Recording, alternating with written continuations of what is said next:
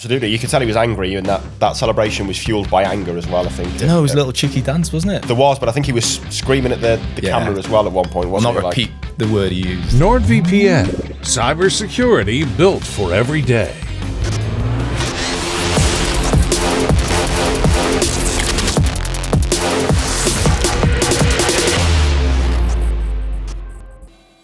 Before we jump into this podcast, let's just have a first word from our sponsors, NordVPN, the fastest VPN in the world and an absolute essential travelling companion.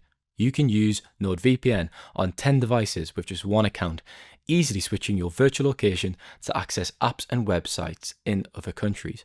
But if you're out of the country, make sure that you've got NordVPN to be able to use your subscriptions and watch the live sport that you might miss. If you're at home, use it to see if you can save money with products that might be cheaper in another region. Go to nordvpn.com/Manchester to get 4 extra months on the 2-year plan. The link is also in the podcast description. Hello and welcome to the Manchester is Red podcast. My name is Steven Railston. I'm joined by Tyrone Marshall. I'm recording this episode a day after United's 3-2 victory at the Emirates. What a win. Me and Ty were both down in North London and we're going to reflect on the performance and get right into it. But before that, Ty, how's yourself? Always like last night and check in. I'm good. Right? Yeah, I'm very good. Thanks, Stephen. Very long day yesterday, wasn't it? Excuse me. Yeah, very long day, but a very enjoyable day. We were, I was at the bar last night at the Wetherspoons in St Pancras waiting for my train. I was on a train an hour later than you because I work harder than you. So I was stood there with Samuel Lockhurst, formerly of this parish, who was on the same train, and we thought, well, we've got a bit of time to kill, let's go for a beer. So we stood at the bar and a listener came over and said hello. And gave us some, we have listeners? We have listeners, yeah. Gave us some feedback. Eric, he was called. Hello, Eric, if you're listening. Gave us some feedback. Said you're very enthusiastic. And yeah, had a good chat with him. He had enjoyed his day. So yeah, it was a nice way to cap off the day before a 2-hour, 45-minute train journey back home. Feels like my head's been a washing machine, if I'm honest. But some of that is self-inflicted. I worked an extended shift on Friday, did the podcast Friday morning, did the press conference, did the Youth Cup. Saturday, that was the self-inflicted part. As I mentioned on the last, went down to Cheltenham. But again, another very long day. I worked out that I was thinking, come on the train. I've spent 10 hours on trains on Saturday and Sunday, which I think accounts for 20% of the weekend. So 20, it feels like a glamorous job sometimes, but I mean, I was in hospitality on the Saturday. So well, like you say, Saturday was your choice. That was glamorous, wasn't it? Yeah, Saturday was your choice. Relaxing with Rachel Blackmore, one of the greatest jockeys of all time. Anyways, enough about our little stories and what we get up to around the job. A fantastic performance. I actually had a feeling that they'd get something. I was speaking about the game on Saturday down at Cheltenham with a few fans who were there. They were a bit more pessimistic. But Carrick oversaw a fantastic win against Manchester City in his first game. We were wondering what this game would be like, and we almost argued that it would be a free hit. Wow. I'd say this is even better because Arsenal, the Premier League leaders, hadn't been beaten at home this season, and to go and do that on their doorstep, to come back and to score a almost last minute goal, a really late goal. It was just such a great performance, wasn't it? Yeah, it was a really good performance and a very different performance to the one against City. The one against City, they were on the front foot for most of it. Excuse me, they didn't have a lot of possession, but it was the counter-attacked well. And even though they didn't have that much possession, they looked the more likely to score throughout, and they were comfortably the better team. Against Arsenal, it was a very, like I said, different style of performance. It was it had to be a lot more defensive at times, a lot more diligent. Certainly the opening 25 minutes or so, it was, a low block, and it was really compact. And I thought the shape and the defensive work was excellent. They gave Arsenal nothing really from open play, and then they picked their moments really well in the game. I think they conceded at a time when it felt they just got a foothold in the game, and at that point you were like, that's going to be annoying for them because it felt like they'd weathered the storm. And then the spell before half time, United played well in that spell. Arsenal shot themselves in the foot twice, really. They got away with one when Saliba just got back to block Fernandes, and that gave United encouragement. But United were having a good spell. Then started the second half. I mean, Dorgu's goal, obviously absolutely sensational. But even before that, United had started the second half really well, and they're having a good spell again. And yeah, the response to the equaliser, and I thought it was noticeable that United scored straight after Arsenal scored, both times really. I lost count of the amount of times we sat here under Amorim and under Ten Hag and said this team has got a real weakness. When they concede one, they can concede two in the space of 10 minutes. Like the number of times that has happened over the last 3 years or so, it feels like they're at their most vulnerable when they've just conceded. And Sunday, it was totally different. They conceded, and both times they went and scored again within a few minutes, really. Complete mindset change, isn't it? And that happens when you have such a fantastic win like they did against City, and you've got that belief. And as you just said, under Amorim, if they conceded in that scenario, you think the emphasis and the focus in those final minutes of the game would have been to protect the draw, would have been to secure a point. But the players are now, they've got some confidence, they've got some belief. It's clearly come from Carrick and the coaching staff. And we talked about that United DNA, and I don't want to harp back to it, but that kind of is United DNA, never giving up, trying to win the game no matter what, putting attacking substitutions on the pitch. Cunha, should we come on to him? Because moved to the bench the last two games before we speak about Dorgu. And he just looks so fired up when he comes on. I thought it was really a pleasing performance off the bench in the derby. And then he's popped up with a goal. We've said he needs to contribute more. What a way to contribute there at the Emirates. Yeah, absolutely. You could tell he was angry, and that celebration was fueled by anger as well, I think. No, it was a little cheeky dance, wasn't it? There was, but I think he was screaming at the camera as well at one point, wasn't he? Not repeat the word he used. Well, yeah, which, I mean, it seems he's got away with at the moment. I mean, Wayne Rooney famously got charged by the FA for swearing to a camera. So, but you could tell it was fueled by anger, that celebration, and obviously annoyed he'd been dropped. I mean, just going off topic on Cunha for a minute, you mentioned attacking substitutions. I thought the most interesting one was Sescu coming on for Dorgu, which was still at 2-1. United still winning the game at that point. And, that was a really attacking change, that you kind of bring a striker on for a winger who is also kind of a converted fullback. It would have been Euro heaven, wouldn't it? If Amorim had been on, it would 100% would have been a defensive substitution, and it kind of spoke to that attacking intent. And Cunha came on and influenced the game. I thought he'd done pretty well before the goal, to be honest. Again, he made some good runs, took up some good positions. Both of these games, I think he's come on and had an impact. And fair play to him. Carrick spoke well about him after the game, and you could tell he was kind of trying to massage his ego maybe a little bit. He said he epitomised the spirit this week. Obviously, he said he's been really disappointed not to start these two games. And this is this is something I'm going to write about this week, but it's a harder challenge for Carrick to, you take Cunha out of both of those games, and Sesco, but you take Cunha out of those games in a normal Manchester United season. Cunha could have not started those games, but he could have started against Galatasaray in the Champions League in midweek, or Pilsen in the Europa League, or whatever. Like, there's enough games for him to start. Now, come Fulham, it's going to be 3 weeks since he last started a game. Same with Sesco, going to be 3 weeks since he last started a game. There's so few games that you just can't. But it works in United's favour, because this competition, it raises standards, it raises performances, and Dorgu has just completely vindicated his selection. And Cunha's obviously celebrating on the bench to see his teammates score, but inside he's probably thinking, oh bloody hell, well that's why I'm not playing, because Dorgu's he's enjoying such an incredible run at the moment. Yeah, he is. Yeah, I mean, he's been fantastic. The run, like I say, I mean, when he came back into the team at Villa in December, I think we said after that he had a pretty good game at left wing back, and got an assist that day. And since then he's gone from strength to strength. I think potentially he could play as an attacking left back against weak opposition. I mean, the performance on Sunday was strange, because I actually thought he was pretty poor first half. The header for the goal was poor. You could tell, like, him and Shaw were like, there were times United were basically dropping deliberately into a back six when Arsenal were having that good spell early on.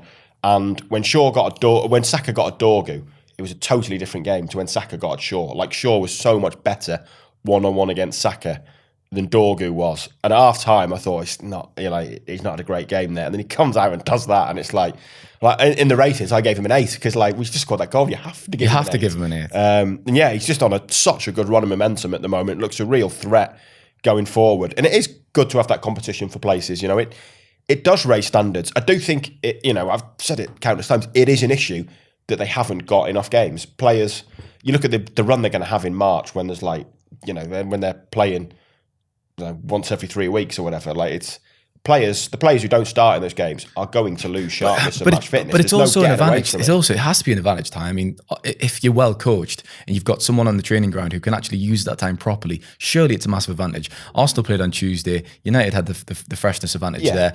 If you're poorly coached and you're not using that time properly, then it turns into a disadvantage, as we spoke about, because you're not having the rhythm. the competition for places, how you manage these players comes into question.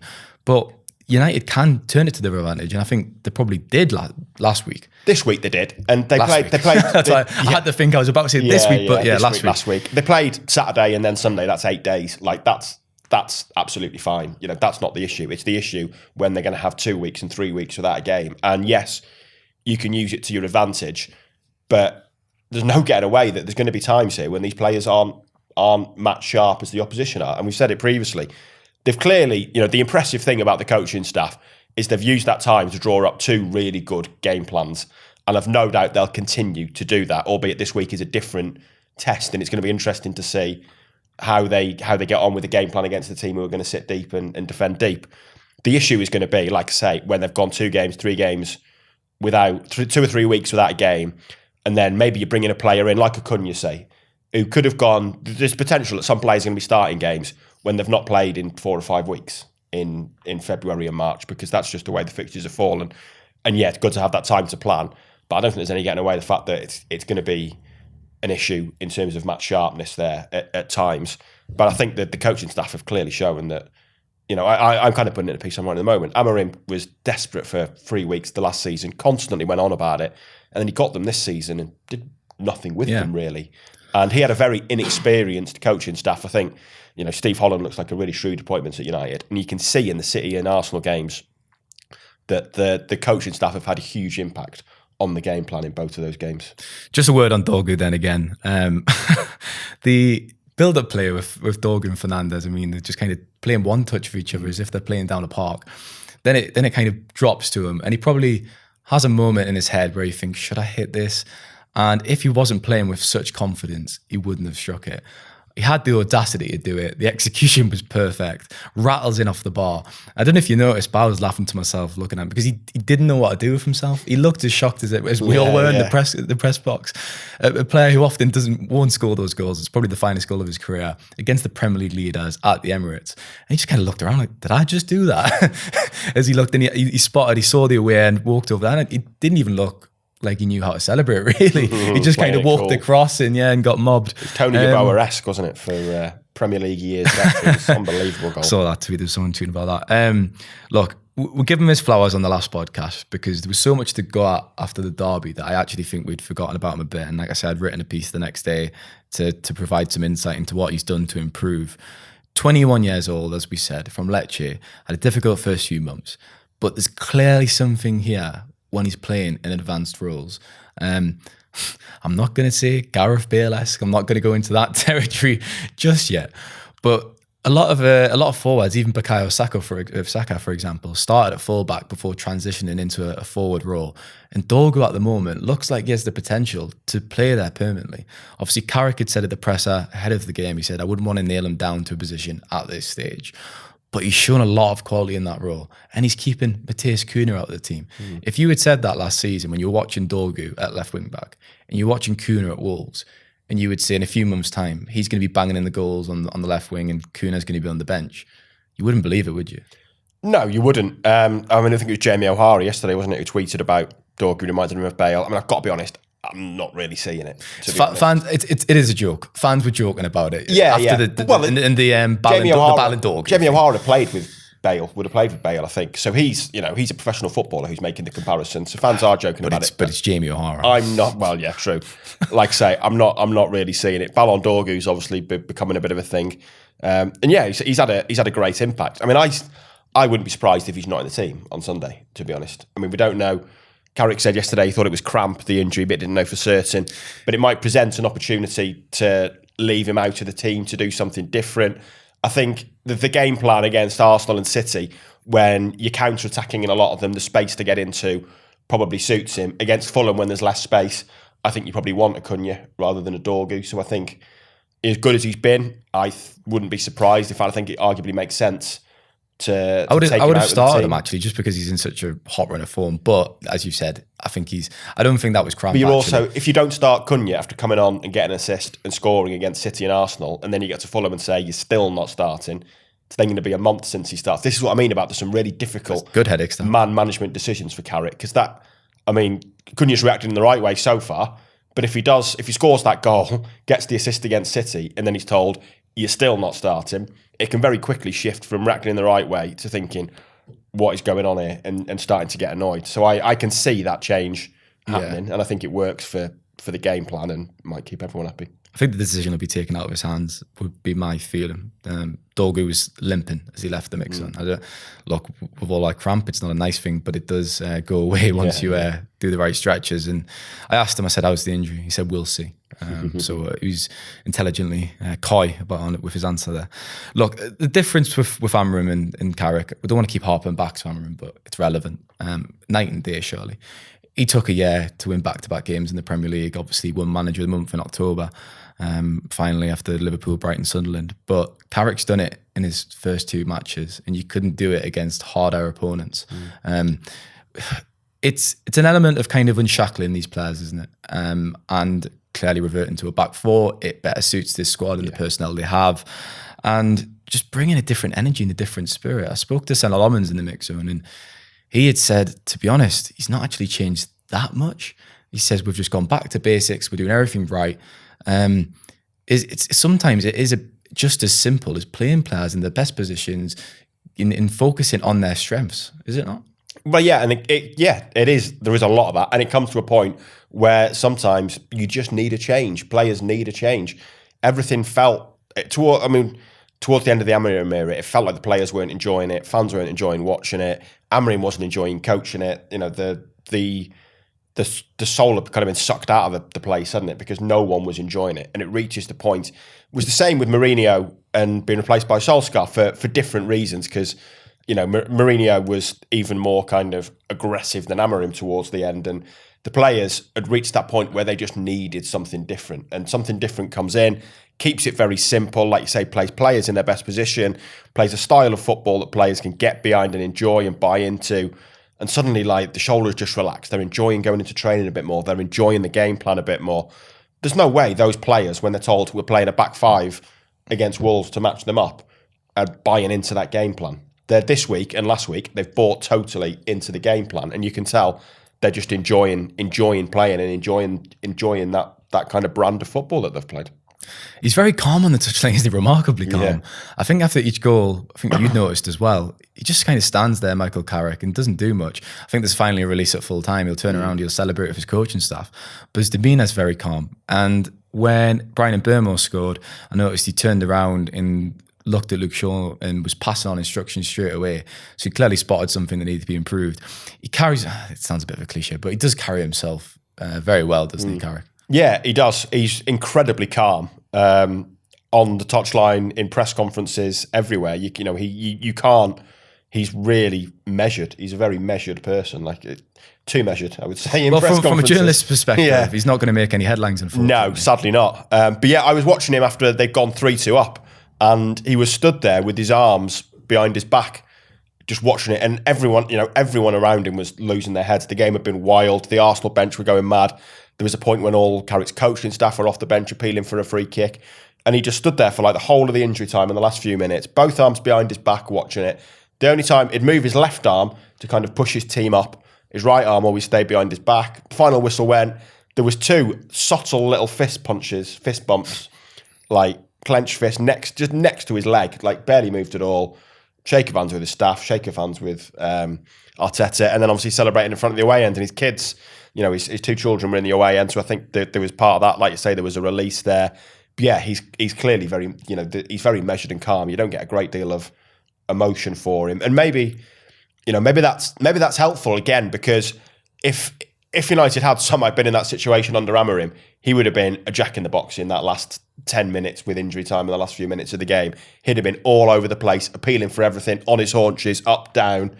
Instead, now you look over, you think back to I remember when, it's a different comparison, and I guess they were both successful managers for Liverpool, but I can't remember which Liverpool player said it last year, but he said something about looking over to Slot, who is kind of similar, I guess. He's a bit more of a whinger, isn't he? But he doesn't show the emotion on the touchline compared to what Klopp was like. And one of the Liverpool players said, you look at him and it spreads a calmness onto the pitch. And I think you may be seeing that now with United and Carrick, that previously they'd look at Amorim and he'd be he doesn't hide anything, does he? You could see what he was feeling on the touchline. And if the game plan wasn't going well, or the players weren't following the instructions, or he didn't like something, he'd be shaking his head furiously. He'd be screaming at the players. He'd be talking to his staff. You know, you could look over. It was within the first few minutes of games. It was great for us because it was great copy, but he would immediately show with his body language he'd what show he was with thinking. his body and his body language, and he'd shout about it if he didn't see something he liked. And like you say, Carrick is a lot calmer. Even the first 25 minutes when Arsenal were well on top, he didn't really react. There was no panic spreading from him. Where under Amorim, you often felt there was panic coming from him, panic that things weren't going right. And if players look over and see that, the panic can spread. If they look over and see Carrick just stood there, arms behind his side, maybe calling one player over for a chat, if your manager's calm, it spreads calm onto the pitch. Got this all in hand. Yeah, that's what I think. My favourite part of the trip down to the Emirates was the two fans coming to blows almost next to us, the press box. You get that all the time at Arsenal in that corner. It's funny, isn't it? There was a bit of a meltdown, and then it got worse after Cunha's goal. So it started, and then the stewards got involved and kind of separated these two blokes, these two Cockney lads who were going at it. And then when that goal went in, I think one of the lads went to go leave the stadium and they started again. Yeah. It did look like it was going to come to blows. But I find that in all the years I've been going to the Emirates, even when they're doing well, that section of fans there are always complaining about something. And a number of times there's been arguments amongst themselves is weird. But yeah, I mean, they were weird.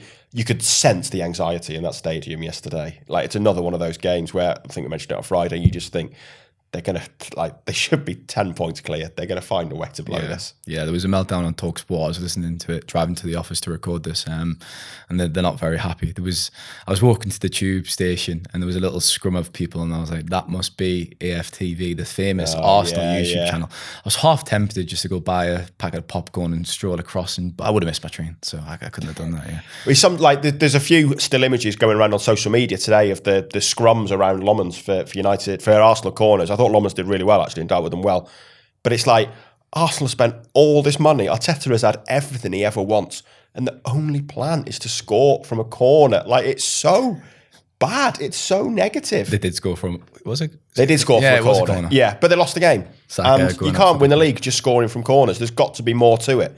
And it just feels like there's not more to it. We said on Friday they'd be boring champions, and they would be boring champions. And I think it's ridiculous that he's got the squad he has, and their biggest threat is constantly, let's play for a corner and chuck everyone around the goalie. Like, they should be better than that, and Arteta should be better than that. Amorim said the good times were coming. He was right. It just turned out he needed to leave. Yeah, he'd gone. Yeah, oh well. Right, we'll be back for the second half in a moment. Bring your digital life to a whole new level with NordVPN. Choose the fastest VPN on the planet and explore the internet without interruption. Welcome back to part 2 of the Manchester is Red podcast. Now, let's talk about Bryan Mbeumo. I hope I've pronounced that right. I was trying to really master my pronunciation of Mbeumo. I was saying Mbeumo. I can't remember what I was saying in the first. I got told off the other week by a listener for calling it Mbeumo. I've actually forgotten now. I was calling it Mbeumo, and apparently he said it should be Mbeumo. I think I probably got that wrong again. Yeah. See, the problem is when the players do these pronunciation videos, that'll go out, and then perhaps another pronunciation. Some of these players will actually change it themselves. Yeah. Like, there's one clip will go out and they'll do it slightly different, and it gets a bit confusing. And the thing is, I've forgotten it because I'm writing it down most of the time. If you're a commentator, you're saying it all the time, it probably sinks in. Whereas I've forgotten what I was told. But I did get told off by listeners. I've been going with Mbeumo, so I presume I'll just continue to go with Mbeumo. 9 goals this season. I said when he got the ball against Manchester City last weekend, you never doubted for a moment that he was going to find the back of the net. He's so composed. He looks like the coolest man in the stadium in those scenarios. And the exact same thing at the Emirates. Zubimendi, an absolute mess. He was caught in two minds. Fernandes pressured him. And Mbeumo latched onto it and tucked it away. He scored big goals against very big teams. He did that against Brentford, and he's doing it again for United. Liverpool, Tottenham, Arsenal, City. Some big. He's got a knack for it, doesn't he? What a signing! 55 million. I think we all thought he would be worth the money. Obviously, some add-ons involved in that as well.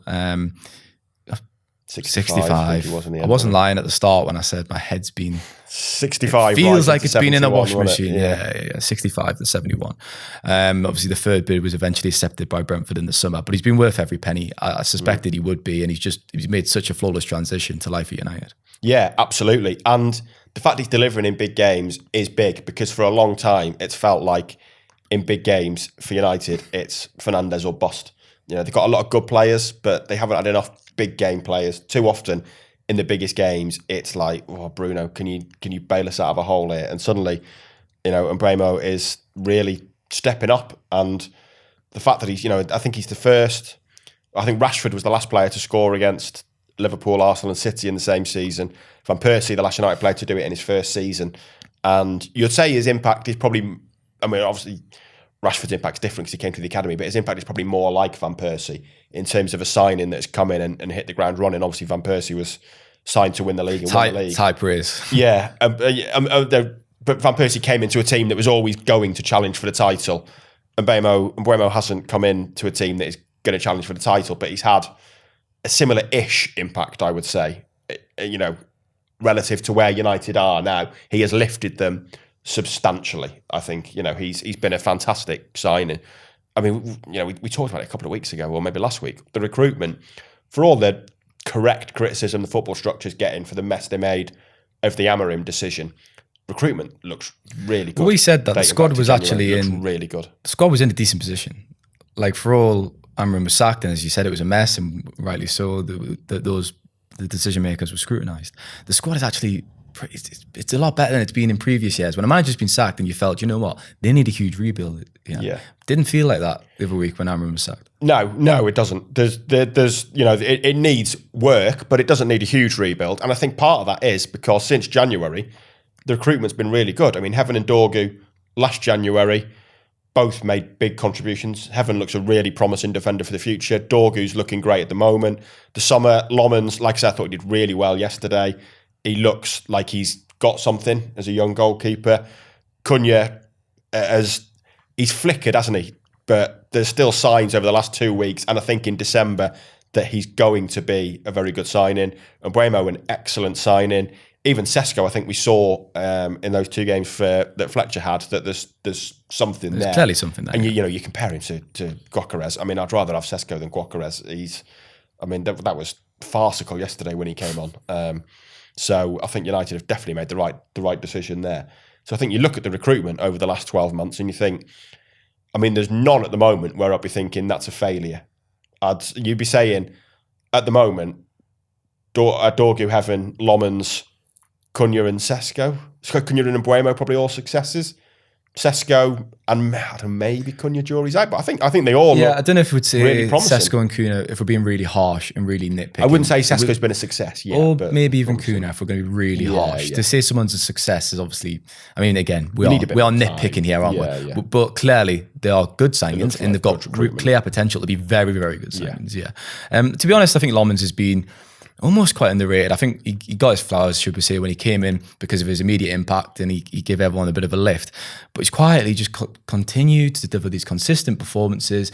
He doesn't do anything special. He's not doing worldies each game, is he? But occasionally he does a great save. But from goalkeepers who would drop clangers every other game, just think back to December 2024, wasn't it? Down at the Emirates when Arsenal scored from those 2 corners. Andre Onana was probably at fault for both, and I know Lomans conceded from a corner, but I think he's having a very, very good season. 23 years old, coming from Belgium, his first year in Manchester, and he's been part of some big wins, some very big wins. Yeah, I think the best thing you can say about Lomans is that in the majority of games, you don't really notice him. Yeah. And that's what you want for a goalkeeper. The goalkeepers you've noticed at United in recent years, you've noticed because they've been making mistakes. And, Lomans hasn't been faultless, but this is a huge, huge step up for him. But to be thrown in as United's number 1 off the back of a couple of seasons in Belgium is huge for him. And, the ball, I thought he was poor in the Bournemouth 4-all. He's had moments, but there's not really been any Onana Bayindir-esque errors. Yeah, it's been shots where you thought, he should have done better. Yeah, there was a couple of shots against Bournemouth, I think, where you think he should do better. Look, he will make mistakes. All goalkeepers do. And they're obviously magnified because they're goalkeepers. It's bound to happen at some point, but the point is these mistakes were being made consistently by Andre Onana and even Alde Benze, who came in, start of the season, opening game against Arsenal, dropped it in the back of his net from the corner. Yeah. Sorry, his positioning was awful, wasn't it? So Onana and Benze weren't good enough. No. And at the moment, you'd say Lomans looks a definite upgrade. Like I say, the best thing you can say about him is that you don't really notice him. And I think Lomans. that's what you want from a keeper. Lomans. I've got that pronunciation right. Lomans. Yeah, it is Lomans, like lemons, but Lomans. What's your favourite type of egg dish? Harry Maguire was outstanding, wasn't he? Yeah. Don't think he lost an aerial duel all game. And we talked about his contract situation on the previous podcast on the back of Casemiro's announcement. I think we were both in favour of keeping him. And he's come back into the side now after getting back up to the speed on the back of that hamstring injury that he picked up in November. And he feels like he's really playing for a contract, isn't he? He would probably performing like this anyways. But with that contract situation, and to be fair, with the World Cup on the horizon, he will be locked in to securing a spot on that plane, because playing for England means so much to Harry Maguire. And Thomas Tuchel would be daft not to bring him if he continues to play like this. He was magnificent. Yeah, well, I thought he was the best centre-back on the pitch, which when you're playing Arsenal is saying something, given the quality of their centre-backs. But I think, you mentioned they're playing for a new contract. To be fair to him, I think he's been like this for the best part of 2 years now. I said it last week that I think he's probably United's best defender, and I still think he is. Maybe Martinez has got a stronger all-round game in terms of distribution and what he can do, and there's huge benefits to being a left-footed centre-back when there's obviously less of them than right-footed centre-backs. But if you want a centre-back for a big game like that is just going to lead from the front and win everything, then I think you'd pick Maguire. Like I said, I think the last couple of years he's been brilliant. He's been brilliant since he came back into the team. It's bordering on a no-brainer for me to give him a new contract, to be honest. You're not going to replace his leadership, his quality, his presence, his aerial ability with someone else that isn't going to cost, £40 million? Yeah, exactly. Just pay him what he's worth. Yeah. Perhaps if it's a 2 year deal, it's a 2 year deal, get it done and ensure that he's still in that squad next season, because he's such an important part of it. I think so. He really is. Kobbie Mainoo, we'll come on to him as well, because he was very good, I thought. I think what's important to remember about Mainoo is coming to the side, he made his first Premier League start of the season against City, played 90 minutes, did very well to get through those games. And to play against City and Arsenal in your first two matches, it's not an easy task. And he's clearly not been at his best, and that's understandable. But he's starting to get there. I think in these last two games, because when he's coming off the bench, you're thinking, right, he's slowly getting there. But there's been real positive glimmers now, real green shoots, I think. It's really good against City, another improved display against Arsenal. Obviously, he got the assist, I suppose you could say, didn't he? Well, he did get the assist, but it was... I'm reluctant to kind of credit the player for the assist in those scenarios, because... It was a phenomenal goal, but it was it was a short pass, but it was a clever pass. Like it was, and he is very good. He spotted the moment and had to manipulate his foot to kind of poke it at the angle that was available. So although it looked simple, I think there was some skill, good technique and skill behind it. And he had a really, another really good game. Done well coming back into the team. I mean, he's obviously the big winner from Amorim going, isn't it? And it kind of now looks such a relief, doesn't it, that this happened at the start of January, rather than if Amorim was still here, there's every chance that Mainoo would now be playing for Napoli or on his way to Napoli if he still wasn't getting the team. Like there's no getting away from that. Amorim constantly said he's in a battle with Fernandes. Well, he's played with Fernandes twice now, and they've been great together. In fact, the whole midfield trio that has looked a really balanced quality midfield over the last couple of weeks. And a huge relief, I think, that things happened when they happened to make sure that he's going nowhere. And what they've got to do now is get that contract sorted, because it's still not a great position to be in, I don't think. No. And he's, I would be very surprised if he wasn't the lowest paid United player on that pitch yesterday, possibly the lowest paid player of any team on that pitch yesterday. Yeah, because he signed his last contract when he was 17, and I know it would have gone up with some performance clauses, but he would probably be the lowest paid player on that pitch, and obviously he deserves a status that is higher than that. So I was just trying to find when so I think this has been rumbling on for 2 years now. March 2024, I was looking when myself had actually reported it, the conversations were at that point heading in the right direction, and it looked like something would be agreed.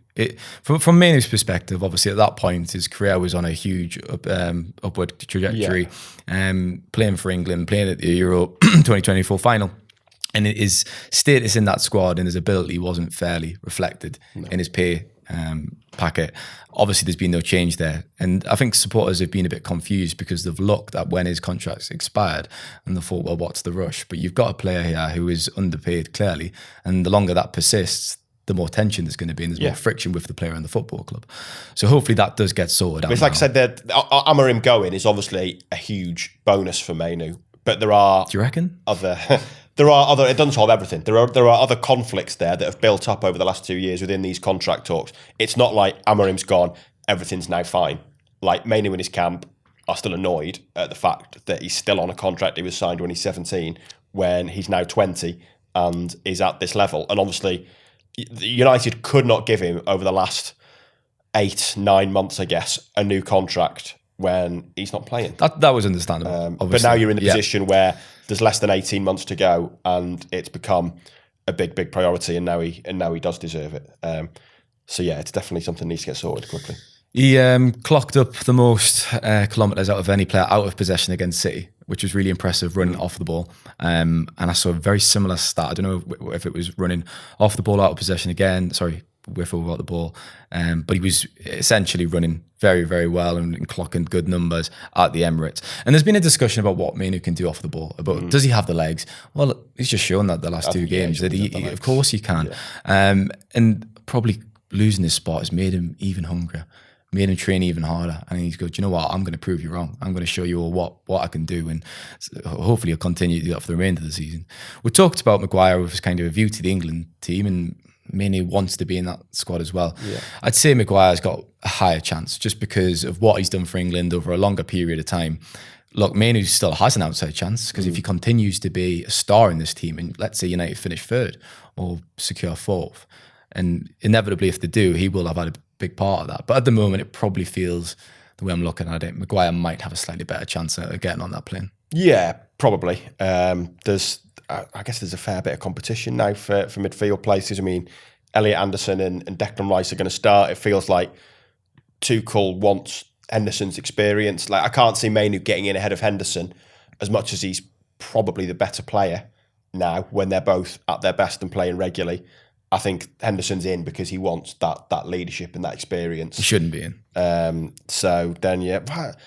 I mean, Jordan Henderson. Maybe he shouldn't, but it's the same thing we're mentioning with Harry Maguire. You need experienced players. Yeah, I think it's different because Maguire can still very well contribute on the pitch, and he's, 3 or 4 years younger? Is Henderson not 36? Henderson's been on a jolly in Saudi Arabia, 36, and then he's went to Ajax. Yeah, Harry Maguire's still been doing it for United, scoring at Anfield, delivering it at the Emirates. I can see why you'd want a player of experience, but it does... Like you say, I guess the issue there is you're right. Henderson's probably not really going to get on the pitch much. And he's a Mackham. Well, yeah, that's why you hate him. I see now. Casemiro was serenaded at the end of the game. His name was chanted within a few minutes, to be fair, obviously on the back of the announcement that he would leave at the end of the season.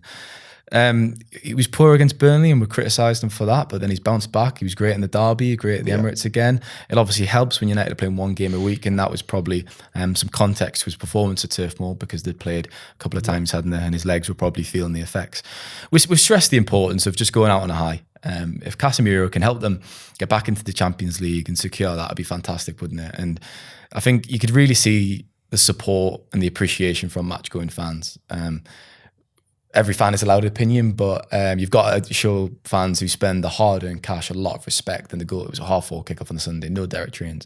And I think that their opinion kind of speaks to the kind of consensus about, the real match-going fans, what they think. And Casemiro is clearly very well respected. Whatever happened on Sunday, he was going to get a great reception. I don't think there's a match-going fan in that away end who doesn't like Casemiro. Whatever you think of the difficult times he's had, whatever you think of... whether he should still be here or not, I think that those fans love Casemiro because of the attitude and the character he shows. He has got it from day one. Like, from the moment he walked into this club, he has got it and he has understood it. And there's plenty of players who haven't. And he did. You can see what it means to him. You see his celebrations. I referenced in my report, there was a moment when Cunha won a free kick from an Arsenal corner on the edge of his own box, just after they'd gone 3-2 up. And Cunha went down and was lying face down. Casemiro grabbed the back of his shirt and was basically ramming him into the turf. He was that excited and pumping him up just for winning a free kick. And it's that sort of thing. It's the celebrations against the derby. Like, he cares so much about this club. And, he has given his all here. I stand by what I said on Friday about how interesting his United career is. But, the fans love him. Yes, for his performances most of the time, but more for the attitude, for the character, for the fight. Like, he just gets it. And that is why match-going fans love him. So Jim Ratcliffe was at the game with Barada and Wilcox. He came down, we asked him to speak. Of course, he was never going to speak, was he? He actually said, well, that's why I'm charging over £60 to watch Premier League games, because they can deliver performances like that. We'll leave it there then, Ty. Another pleasing performance, another positive podcast. It's always welcome, isn't it, after a pretty dismal period. How did Ruben get on in his football? They won 12-2.